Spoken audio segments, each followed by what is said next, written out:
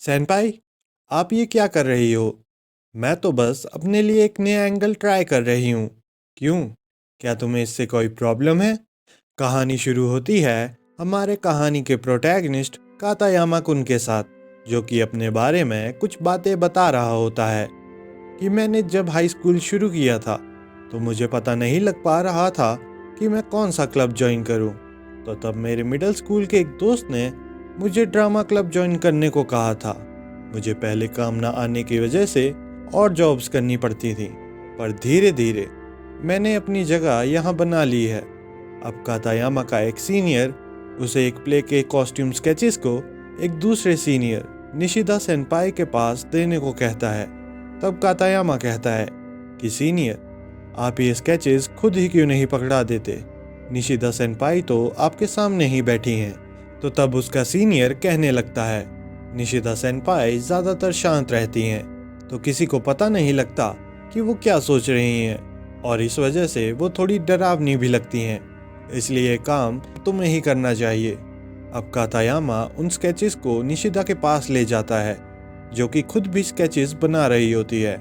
और जब वो उन स्केचेस को निशिदा को पकड़ाता है तो वो कहती है कि तुम्हें अब मुझसे क्या काम है?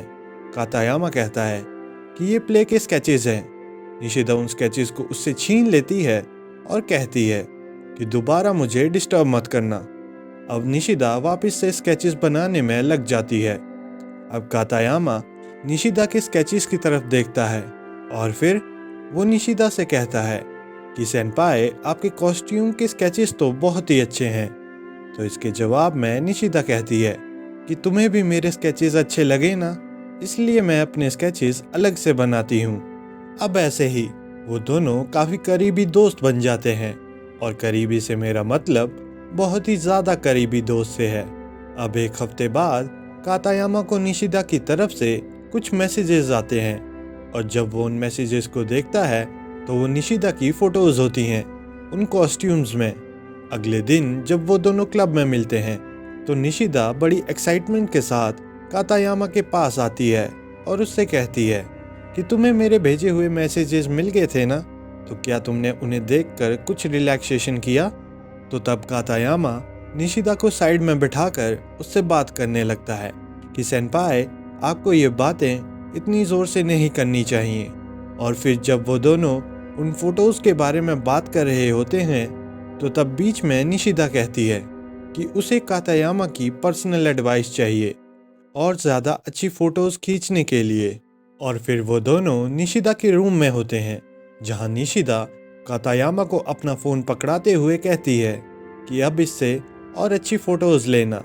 और फिर निशिदा अपनी कॉस्ट्यूम में चेंज कर लेती है और फिर उनका फ़ोटोशूट शुरू हो जाता है, जिसमें पहले तो सब नॉर्मल होता है, पर बाद में एक अच्छे एंगल के लिए वो दोनों कुछ ज़्यादा ही करीब आ जाते हैं।